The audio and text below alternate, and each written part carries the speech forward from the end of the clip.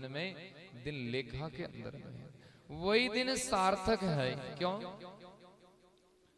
संत मिले वही दिन सार्थक क्यों है? तो संत महापुरुषों ने कहा कि जब भी हम संतों के दीदार और दर्शन करते हैं, भले गांव में ने भगवा कपड़ा पहना कोई जोगी भी आ जावे, मैंने एक दफे तो देखते हैं अपन भगवान की याद आवे कि नहीं आवे ना।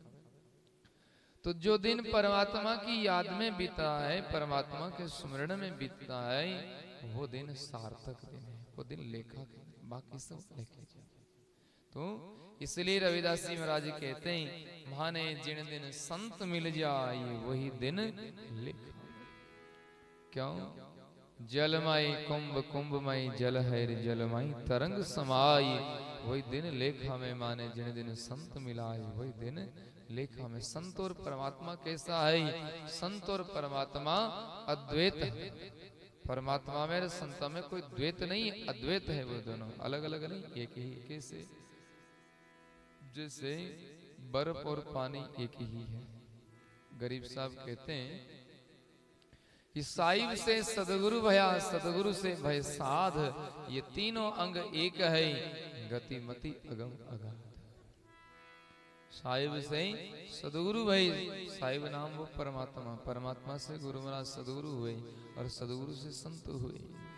ये तीनों इनकी गतिमति अगम और अगाध, इनका कोई वार पार नहीं है। पर ये इन तीनों का मूल जो अंग है वो तीनों एक ही है। जिससे पानी से ही बर्फ बनता है, और पानी से ही भाप बनता है। भाप भी पानी से ही बनता है, बर्फ भी पानी से ही बनता है। बर्फ को जब हम अति ज्यादा -डिग्री पर ठंडा करते हैं तो वो पानी बर्फ बन जाता है, और जब हम 100 डिग्री पर उनको गर्म करते हैं तो वही पानी भाप बन करके उड़ जाता है।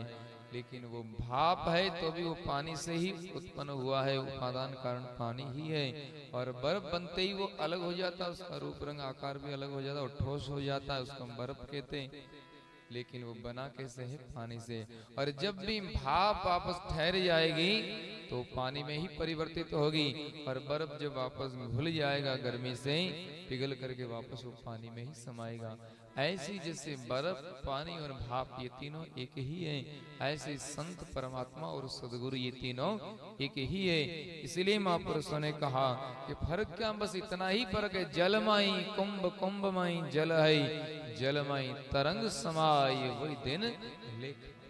जैसे कोई घड़ो जो है पानी से भर और बिन ऊपर ढक्कन लगाए और फिर बिन तालाब में ने या समुद्र में छोड़ दे वहां, तो बिन तालाब वाला पानी में घड़ाला पानी में कहीं फर्क रहे, कहीं फर्क नहीं रहे। खाली घटरो जो पर्दो है कोई भेद है, और दूसरों कोई भेद नहीं है।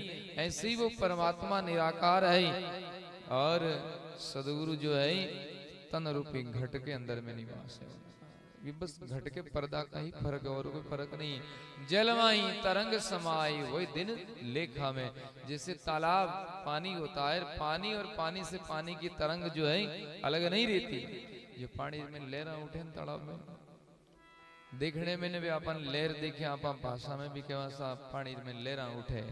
पर जब तालाब शांत हो जावे, समुद्र शांत हो जावे, लहर कट जावे, समुद्र में समा जावे। और वो लहर उठी कहां से? वो समुद्र में से ही उठी। ऐसे संत महापुरुष कहते हैं कि जैसे समुद्र और समुद्र से उठने वाले लहर तरंग वो दोनों अलग अलग नहीं, वो एक ही है। ऐसे ही संत और परमात्मा दोनों एक ही है। इसीलिए कहते जलमाई कुंभ कुंभमाई जल है जलमाई तरंग समाई, वही दिन लेखा में, माने जिन दिन संत मिलाए वही दिन लेखा। और रविदास जी महाराज जी कहते हैं, हरि माई संत संता में हरि है, हरि जी से अंतर न आई, वही दिन लेखा में, माने जिन दिन संत मिलाई वही दिन लेखा में। संत और परमात्मा के कोई भेद नहीं। सदगुरु कबीर साहब तो यहाँ तक कहते हैं कि संत राम के लाडले, संत राम के पूत, ये संतन होता जगत में तो राम रह जाता अहूत। कहते हैं कि संत जो है उस परमात्मा का पुत्र के समान है, पुत्र उनके बड़े लाडले पुत्र है। संत राम के लाडले, संत राम के पूत, ये संतन होता जगत में तो राम रह जाता अहूत। पिता और पुत्र के बीच में क्या भेद रहता? कोई भेद नहीं रहता।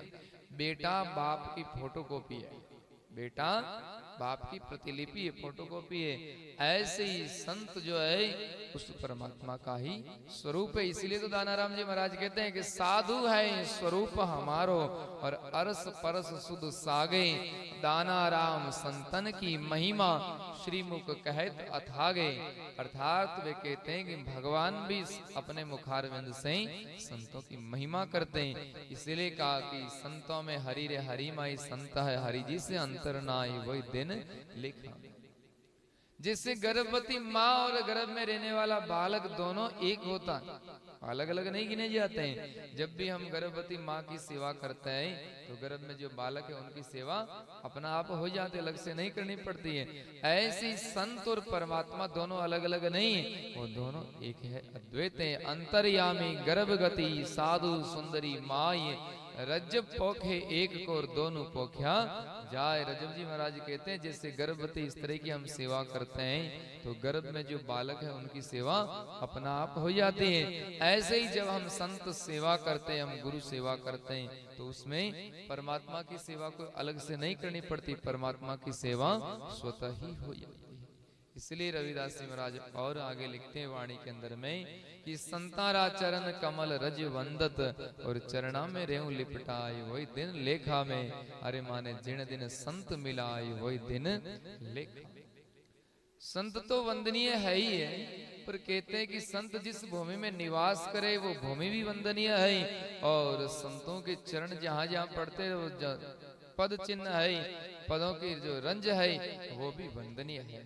पर इतना ये किनके लिए है कि जो अति श्रद्धालु आदमी होते हैं, श्रद्धा रखने वाले होते हैं, उनके लिए ये काम की बात है। तो वे संतारा जैसे पहले गुरुमुखी लोग वेता ना, तो कदई गुरु महाराज आता साथे जावने रो काम पड़तो ना, तो गुरु महाराज आगे हालता ना, तो बे ध्यान सु चलता। गुरु महाराज री छाया माते भी पैर नहीं देता। और कबीर साहब गुरु महिमा अंदर में लिखे कि गुरु छाया पर पांव नहीं दीजिए, गुरु जी की छाया पर भी पाव नहीं देना चाहिए। और फिर जो मेरा पद चिन्ह मंडता ना तो मैंने पैरा माते भी जो है पैर नहीं देता। कदई संता आवता संता सन्मुख बैठने रो काम पड़तो ना, तो पैर माते पैर देने कदई नहीं बैठता। अब आज री लाडली तो उसे एडी है कि जगह कोई ठा नहीं पड़ेगा, रामा सामा की कर करे भाई कई यार देखा मार्ग बताए मिल जाए मैंने रामाराज करना भी जरूरी है। अब आप जी रामाराज अब मैंने पूछो थाने बडेरा यूं रामा सामा करता कहीं है? अच्छा कई लोग टाबरिया मिले जने के बाप जी पगा लागो एकदम कड़ो लकड़वे जो वो रहे और हाथ करे लांबो के बाप जी पगा लागो, समझ में नहीं आओ तुम पगा लागे गोडा लागे। तो इसलिए संत महापुरुष कहते हैं ये जो अति श्रद्धालु जो आदमी होते हैं उनको इस बात की जो कदर रहती है, इसलिए वो प्रणाम भी ढंग से करते हैं। वाणी के अंदर में 8 प्रकार से प्रणाम करने की विधि बताई। कितने? 8 प्रकार से प्रणाम करने की विधि बताई है। तो इसलिए हमारे को यदि प्रणाम करना ही है, झुकना ही है, तो फिर तन से मन से दोनों से झुकना चाहिए। नहीं तो मान लो मन तो झुके नहीं और खाली हाथ लांबे कर दे फॉर्मलिटी भेजे और वापस और कुछ भी। तो इसीलिए संत महापुरुष कहते हैं संतारा चरण कमल रज वंदत चरणा में रेऊ लिपटाए वही दिन लेखा। जो संतों की महिमा को जानते हैं वो उनकी कदर करते हैं। भगवान महादेव शिव शंकर पार्वती के साथ में कहीं जा रहे थे, बीच रास्ते के अंदर में एक जगह आई, मैदान आया, तो भगवान रुके और पार्वती को कहा कि उमा आप खड़े रहो मैं आता। भगवान जाकर के उस भूमि के अंदर में लोटपोट होने लगे महादेव जी।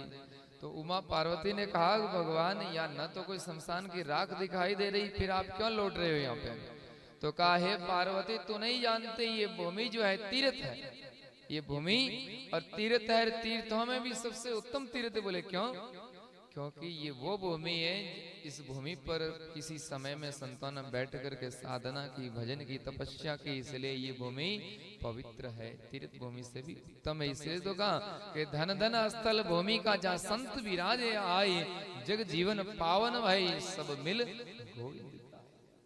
और संत महापुरुष तो क्या कहते हैं कि जहाँ संत अवतार धारण करे या निवास धारण करे, संत जहाँ प्रगट भय सोई तीर्थ धाम है। और भूमिका भरी कामना काम है, भरी कामना काम जगत का काज सवारे। संत चरण जलपान कामना मन की गारे, राम चरण पद रेणुका तन वंदन अभिराम। संत जहाँ प्रगट भय सोई तीर्थ धाम, जिस भूमि में संत विराजे प्रगट भय साधना की, वो भूमि तपस्या के समान, वो जो तीर्थ के समान पवित्र है। इसलिए महापुरुष कहते संतारा चरण कमल रज वंदत चरणा में रेऊ लिपटाए, वही दिन लेखा। कोई जो जानने वाले होवे उनको तो बात बने, नहीं तो भले ही संत घरे आओ, चाहे घरे रह जावे 4 दिन 10 दिन 12 महीना ही रह जावे, तो भी की फायदो उठा नहीं सकते। राम रजब जी महाराज की वाणी में एक दृष्टांत लिखा उन्होंने कि कोई भगत हो, ना समझे आदमी ही हो, बड़ो बड़ो बिन घरे बूढ़ा संत हा बे रुकिया करता। सर्दी में 4 महीना बट जो शियाड़ा में रुकिया करता, 4 महीना रुकता महाराज ने। महाराज आप बिछावणो राखता, गोदड़ी ओढ़नेरी बिछावनेरी। 4 महीना सर्दी रुकन फिर पाछा वे रमणी में जाओ था, बिस्तरा बड़ी सामटन धरन चले जाता। पाछा 8 महीना वे महाराज पाछा आता। एकारा महाराज वा सर्दी रो समय निकले, बिस्तरा सामटन धर दिया। फिर महाराज तो गया सो 2-3 साल हो गया, पाछा आया ही नहीं। शायद संत बूढ़ा हार कटे शरीर छोड़ गयो। संयोग से एक दिन गांव रो सेठ हो, नगर सेठ हो, बिन भगत रे घर आयो जब वे गोदड़ा मेला देखिया, मेला भरियोड़ा क्यों रे ए गोदड़ा इता मेला भरियोड़ा है, किना गोदड़ा रे के तो मारे घर महाराज आओ था, बे महाराज री गोदड़ी है। अच्छा के सेठ जी विचार करो, सेठ जी बड़ा संताना भावी का, जद क्यों आ गोदड़ी तू मन दे दे, मैं तुम रुपया दे दूं। क्यों किता दे हो? 2 लाख रुपया दूं। किता 2 लाख। अब मेलू भरी जुड़ी गोदड़ी जगह 2 लाख रुपया रामे वो विचार करियो कि मेली गोदड़ी रा इतना रुपया देवे, जे धोन उजली करन दे तो किता दे। क्यों हेटा आज नहीं दूं धान, कल गोदड़ी दूं, कल आज शाम रा पर के ठीक है। सेठ जी तो घर चलिया गया। वो भाई सवेरे जल्दी बेगो उठ, गोदड़ी लेर धोबी घाट माते गयो, तालाब माते बड़ ले जा, हाथरी धोई हाची धोई साफ कर दी, सुखाई, सामरा पर रख दी बंडल। अब आया सेठ जी करे क्यों गोदड़ी लाओ सस और रुपया गिनो। गोदड़ी लान धके दरी हेठ जी क्यों आ नहीं चाहिए, अकाल देखे ना जगह ला, कि अकाल देखे जगह जे बोल, काल देखे जगह तो मेली ही ना, हाँ मेली ही, पर आज मैं इन्हें जाए ने तालाब में धोई दी। अरे मूर्ख हो कहीं काम करियो रे, कि मैं जानियो कि मेली गोदड़ी रा 2 लाख रुपया देवे, तो दोया बजे देना 4 लाख रुपया दे।